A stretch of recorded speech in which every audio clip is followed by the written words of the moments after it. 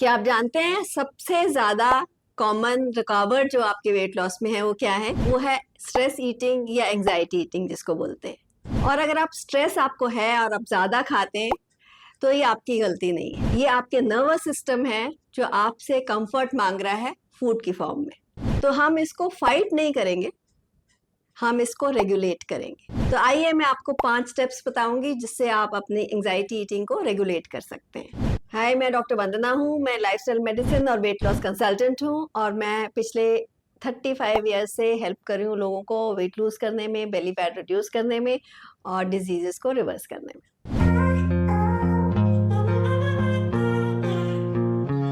So rule number 1 है, पहले rule को बोलते हैं हम पॉज रूल। जैसे ही आपको स्ट्रेस हो या एंजाइटी हो, कुछ खाने का मन करे, तो आप इमीडिएटली रुकिए और घड़ी देख के सिर्फ 5 मिनट वेट कीजिए।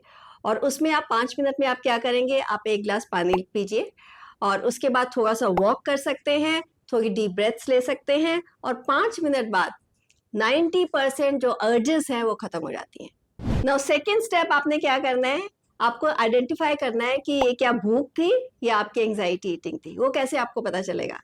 अब अपने आप से पूछिए, क्या इस वक्त मैं पनीर या उबला हुआ अंडा खा लूंगा या खा लूंगी या नहीं? अगर आंसर है यस कि मैं हेल्दी फूड खा लूंगा तो आपको हंगर है। अगर आप आंसर नो है, दैट मीन्स ये एंजाइटी ईटिंग है। तो लेबल कीजिए आपकी क्या उस वक्त एंजाइटी है या हंगर है। स्टेप नंबर 3 है, आपको रिप्लेस करना है, रिस्ट्रिक्ट नहीं करना।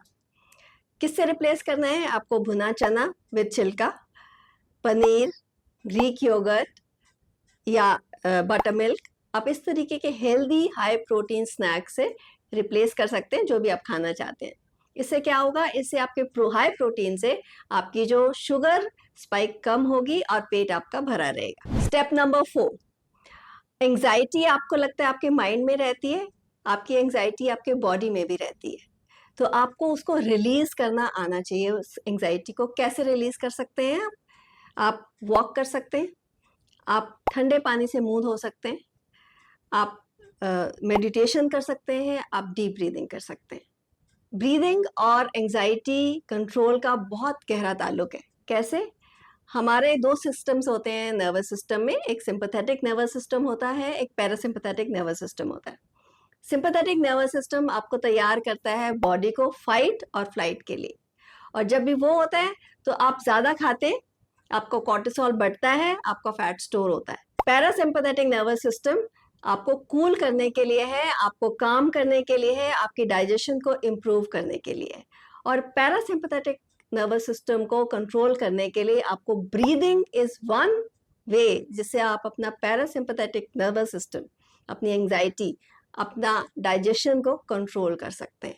तो मेरे बहुत सारे क्लाइंट्स हैं जिनको बहुत ज़्यादा एंजाइटी ईटिंग होती है, उनको मैं सजेस्ट करती हूँ कि सुबह उठते ही और बिफोर एवरी मील 5 मिनट्स अगर वो डीप ब्रीदिंग करते हैं तो उनकी क्रेविंग और एंजाइटी ईटिंग दोनों खत्म हो जाती है। So last 5th point, evening जो जोन होता है, शाम को सबसे ज़्यादा डेंजर जोन होता है, क्योंकि most cravings, most anxiety eatings evening में 5 to 6 होती हैं।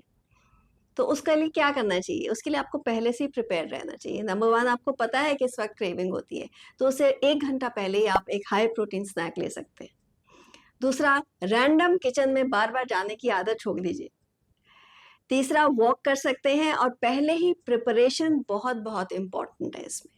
तो क्या प्रिपरेशन करनी है आपने, और शाम को आप चाय के साथ, सबको आदत होती है कुछ ना कुछ खाने की, मंच करने की, तो उसके लिए आप प्रिपेयर्ड रहें।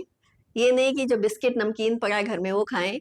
आप भुना चना खा सकते हैं, आप भुना चना की चना की चाट बना सकते हैं, बॉइल्ड राजमा की चाट बना सकते हैं, आप पनीर टिक्का ले सकते हैं, आप ग्रीक योगर्ट भी ले सकते हैं अगर आपको अच्छा लगता है, आप मूंग दाल चीला ले सकते हैं, मूंग दाल की इडली ले सकते हैं। बहुत सारी ऑप्शंस अवेलेबल हैं जब आपको भूख लगे इवनिंग में। इसके अलावा आप लो सॉल्ट लीजिए, हर्बल टी ले सकते हैं, डिनर को एक स्ट्रक्चर्ड वे में ले सकते हैं कि आप 7:30 to 8 के बीच में आप डिनर ले लें। देखिए, एक एंजाइटी मील से कुछ नहीं होता, अगर आप रिपीटेडली ये करते हैं तो आपका वेट गेन होता है।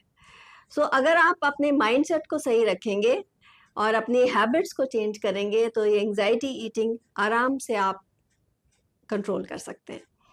सो प्रोग्रेस के ऊपर काम करें, परफेक्शन नहीं हो सकती कभी भी। अगर 80% भी आप इसको फॉलो कर लेते हैं तो आप काफ़ी हद तक एंजाइटी ईटिंग से बच सकते हैं। अगर आपको और भी जानना है तो कमेंट कीजिए कंट्रोल, ताकि मैं आपको और हेल्प कर सकूं आपकी एंजाइटी ईटिंग को कंट्रोल करने में।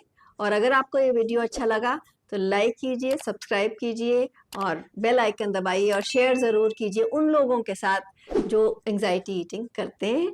और मेरे नेक्स्ट वीडियो की वेट कीजिए।